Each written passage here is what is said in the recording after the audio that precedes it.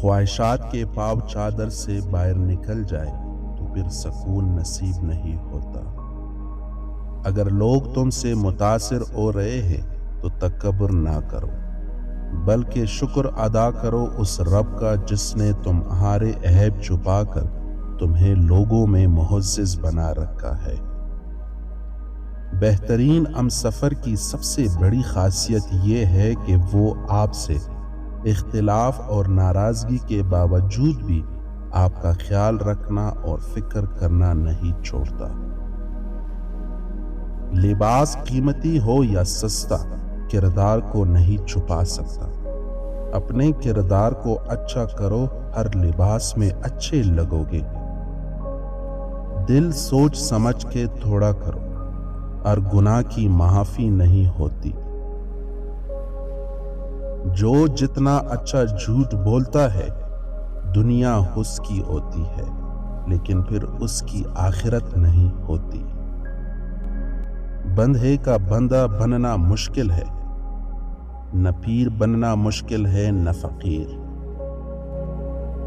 ٹھوکر بھی انہی کو لگتی ہے جن کو رب نے تھامنا ہوتا ہے۔ امید انسان سے کبھی مت لگائیے اور اللہ سے کبھی مت ہٹائیے۔ سوچ اچھی ہونی چاہیے، کیونکہ نظر کا علاج ممکن ہے لیکن نظریے کا نہیں۔ مختصر رہو لیکن مخلص رہو۔ خاموش رہو، صرف خدا ہی ہے جو تمہارے دل کا بوجھ اتار دے گا۔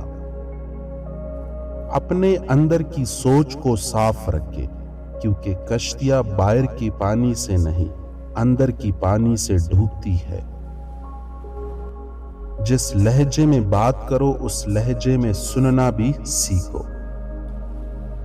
جو انسان جتنا خاموش رہتا ہے وہ اپنی عزت کو اتنا محفوظ رکھتا ہے۔ کسی کا حق اپنے ذمے لے کر اس دنیا سے نہ جاؤ۔ سچ بولنے سے انسان کو ذہنی پریشانیوں سے نجات ملتی ہے اور اس کا دل ہلکا ہو جاتا ہے۔ رشتوں کو اتنا غلطیاں کمزور نہیں کرتی جتنا غلط فہمیاں کرتی ہے۔ نصیحت کیجیے مگر شرمندہ نہ کیجیے۔ مقصد دستک دینا ہوتا ہے، دروازہ توڑنا نہیں۔ شخصیت میں عاجزی نہ ہو تو معلومات میں اضافہ حلم کو نہیں بلکہ تکبر کو جنم دیتا ہے۔ گفتگو کے لیے انسان منہ اپنا کھولتا ہے، مگر تربیت اس کے بڑوں کے بھولتی ہے۔ اگر کسی شخص کو خود میں کوئی عیب نظر نہ آئے تو سمجھ لے کہ اس کی جہالت اپنی انتہا سے بھی آگے نکل چکی ہے۔ مشکلات میں گھبرانا نہیں چاہیے، ستارے ہمیشہ اندھیرے میں ہی چمکتے ہیں۔ بہترین دنوں کے لیے برے دنوں سے لڑنا پڑتا ہے۔ پیسہ حیثیت بدل سکتا ہے، اوقات نہیں۔